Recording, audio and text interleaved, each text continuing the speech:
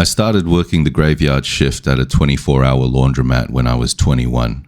It was tucked into a strip mall that had seen better days, situated right between a boarded-up hardware store and a donut shop that always smelled like burnt grease.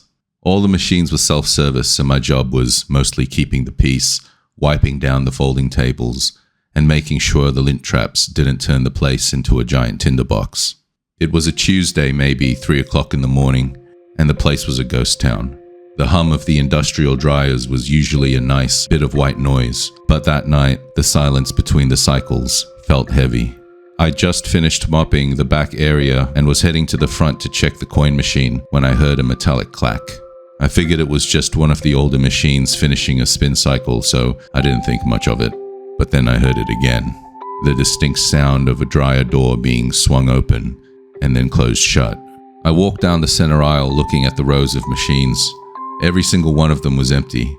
I stood there for a second wondering if the wind had somehow caught a door, but then I remembered that there were no windows and the front entrance was closed. I shrugged it off and went back to the office to finish some paperwork, but about 10 minutes later, I started to hear this thumping sound. It sounded like someone had put a single heavy boot into one of the dryers and let it tumble. I looked out the window and saw that one of the large industrial dryers at the very end of the row was spinning. I stepped out of the office and called out. I didn't get an answer, but the dryer suddenly screeched to a halt. I walked toward it, wanting to see if any damage had been done. When I got to the machine and looked inside, my brain just wouldn't compute what I was seeing. It looked like a blood-stained tablecloth wrapped around torn pieces of raw meat. I felt my stomach turn. I looked around the room, but the laundromat was open plan and there was nowhere to hide except the small boiler room or the restrooms. I headed toward the back where the restrooms were located and noticed a trail of dark, wet droplets on the floor. As I reached the door to the women's restroom, I heard a sound that made my skin crawl. It was like a person trying to hum a tune while their mouth was full of liquid. I didn't open the door, I just backed away, intending to get to the office and call the cops, but then the humming stopped, and I heard the sound of bare feet slapping against the tile floor from inside the bathroom, moving fast. Terrified, I ran for the office. I barely got inside and locked the door before I saw a figure emerge from the restroom area. It was a man, or at least that's what I thought it was. He was hunched over so far his knuckles almost grazed the floor. He was wearing nothing but a pair of shredded denim shorts that looked like they'd been dragged through a swamp.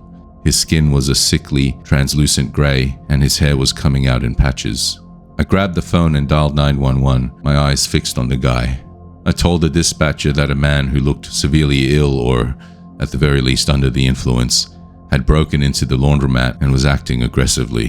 While I was on the phone, the man began to move toward the office.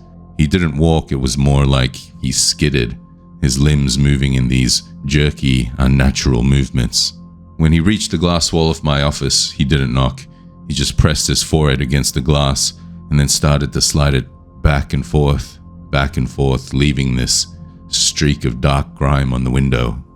The dispatcher asked me if he had a weapon. I told her I didn't see one. Then the man opened his mouth. His teeth were jagged and broken, and his gums were bleeding. He started to wail, this high, thin sound that sounded more like a dying animal than a human being. He began to throw his entire body weight against the glass. He wasn't trying to get in to rob me, that much was clear. He was trying to get at me. Luckily, the glass was thick and the window held. The police arrived moments later, though it felt like hours. When the sirens got close, the man didn't run. He just slumped over, right against my door, his breath fogging up the glass. The officers had to use a taser because he tried to bite one of them the second they touched him. I quit that job the next morning. I never found out what was up with that guy, who he was, or what he was on, or whether that pile of raw meat I saw in the dryer was really just beef. Either way, it definitely ruined the night shift for me.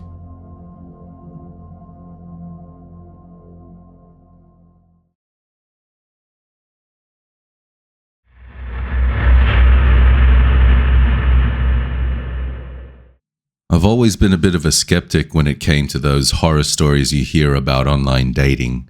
You know, the ones where someone shows up to a house and it's actually an organ harvesting ring. I always figured that if you had a decent head on your shoulders and checked for red flags, you'd be fine.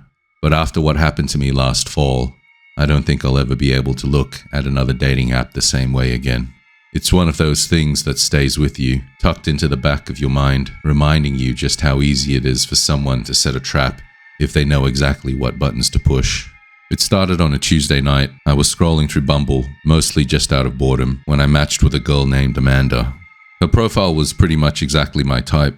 She had these messy blonde curls, wore oversized flannels, and had a bunch of photos of her hiking or sitting in coffee shops with a book. Her bio said she was a photography student who specialized in architecture. We started talking and honestly, the vibe was great from the jump. She didn't give those one-word answers that make you feel like you're pulling teeth. Instead, she asked me about my favorite spots in the city and told me all about these weird, hidden locations she'd discovered for a portfolio. After about 4 days of constant texting, Amanda suggested we meet up, but she didn't want to go to a bar or restaurant. She told me she was working on a final project and wanted to get some long exposure shots of the old riverside paper mill at night. She mentioned that the moonlight hitting the rusted machinery looked incredible and asked if I'd be down to go with her. She said she felt a little nervous going to those kinds of places alone at night and thought it would be a cool, unique first date. Now looking back, that should have been my first major red flag. Like, who asks a total stranger to go to an abandoned mill in the middle of the night for a first date? But at the time, I just thought she was quirky and adventurous. I liked that she wasn't basic, and I wanted to impress her by showing that I wasn't some boring guy who only did dinner and a movie. So I agreed, and we set the time for 10 p.m. on a Friday. The mill was located about 20 minutes outside the main city area, down this long, winding road that followed the river. I pulled up to the main gate of the mill, which was rusted shut with a heavy chain, just like she'd described. I parked my car on the shoulder of the road and checked my phone. I had a message from Amanda saying she had already found a way in through a gap in the fence around the back. She told me to just follow the perimeter to the left and I'd see where the chain link fence had been cut. She mentioned she was already setting up her tripod near the old boiler room because the light was perfect. I got out of my car and the first thing I noticed was just how quiet it was. Deathly quiet. And there wasn't even a sound of crickets or the wind in the trees. It was just this heavy, oppressive silence.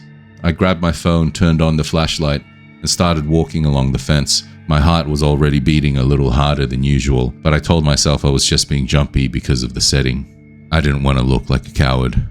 I found the hole in the fence and squeezed through. The ground was covered in broken glass and rusted scrap metal that crunched under my boots. I texted Amanda telling her I was inside and asking where exactly the boiler room was. She replied almost instantly, telling me to look for the building with the tall brick chimney and to come inside through the loading dock. She said she could see my flashlight moving and told me to hurry up because she had something cool to show me. I headed toward the chimney, my flashlight beam bouncing off the jagged edges of the ruins. But as I got closer to the loading dock, that gut feeling people talk about started to kick in. You know, that prickling on the back of your neck? It felt like 1,000 tiny needles. I stopped for a second and listened. I expected to hear the clicking of a camera shutter or maybe the sound of Amanda moving her equipment around, but there was nothing. Just the sound of my own breathing, which was getting faster. I reached the loading dock and climbed onto the concrete platform. The heavy metal door was propped open with a piece of timber. I stepped inside the building and the air was freezing, way colder than it was outside. It smelled like wet concrete and old grease. I called out Amanda's name, but I did it softly, almost like I was afraid of what answer might come back. Then my phone buzzed again. It was another text from her. She told me she was just up the stairs on the second-level catwalk and asked me to turn off my flashlight for a second so I wouldn't ruin the long exposure shot she was currently taking. She said the natural light was very sensitive and promised that she'd turn on her own light once the shutter closed. And that's when the alarm bells in my head really started screaming. We were in the middle of a pitch-black, abandoned building. What natural light was she talking about? And what exactly was she trying to capture? And why did she need me to be in total darkness? I didn't turn off the light. Instead, I aimed the beam up toward the catwalk. I didn't see a girl with a camera. I didn't see any photography gear at all. What I saw was a pair of boots, heavy work-style boots, ducking back behind a steel pillar. And they definitely weren't the kind of boots a photography student would be wearing. I stayed completely still, my light fixed on that pillar. I asked if that was her up there, trying to get my voice steady. There was no response. Then I heard a sound from the opposite side of the room. It was the sound of a heavy, sliding door being moved very slowly. I swung my light around and caught the movement of someone else ducking behind a stack of old wooden crates on the ground floor. It was then I realized I wasn't in a building with a girl on a date. I was in a kill box with at least 2 people who were closing in on me from different angles. I didn't wait for a third text. I didn't say another word. I turned and sprinted back toward the loading dock. As soon as I moved, I heard the person on the catwalk stop trying to be quiet. I heard the heavy thud of them jumping down onto a lower platform and the frantic scraping of boots on metal. The person behind the crates started running too, their footsteps heavy and fast on the concrete. I leapt off the loading dock, nearly twisting my ankle on the uneven ground, and sprinted for the hole in the fence. I could hear them behind me. They weren't calling out. They weren't saying anything. They were just breathing hard and moving fast. I scrambled through the gap in the chain link, tearing my jacket in the process, and didn't look back until I reached my car. My hands were shaking so badly I almost dropped my keys in the dirt, but I managed to get the door open, got inside, closed the door, and slammed the locks down. As I turned the ignition on, my headlights cut through the fog, and for a split second, I saw them. 2 men were standing at the edge of the fence line. They weren't wearing masks, they had their hoodies pulled tight over their faces. One of them was holding something long and thin. It looked like a crowbar or a length of pipe. They didn't even flinch at the lights, they just stood there, staring at the car. I threw the car into reverse, tires spinning in the gravel, and peeled out of there. I drove like a complete maniac the whole way back to the city, constantly checking my rearview mirror to see if a set of headlights would appear behind me. My heart didn't slow down until I saw the first gas station with bright lights and people around. I pulled over and sat there for a long time, just gasping for air. I pulled out my phone to look at the messages from Amanda, quote unquote, but the profile was already gone, deleted. The match had vanished, the chat log was wiped clean. It was like she, or whoever she was, had never existed. The next morning I went to the police station, told them the whole story, gave them the location of the mill, and showed them the few screenshots I'd taken of a profile earlier in the week. The officer who took my report looked concerned, but he told me straight up that they would investigate, but not having any real leads would make it difficult. He did mention, however, that there had been a string of robberies in that area involving lures on dating apps, though usually they just took the victim's wallet and car. I deleted all my dating apps that day. I didn't need any reminders that the person on the other side of the screen isn't always who they say they are, and sometimes the only thing standing between you and something terrible is a single moment of doubt.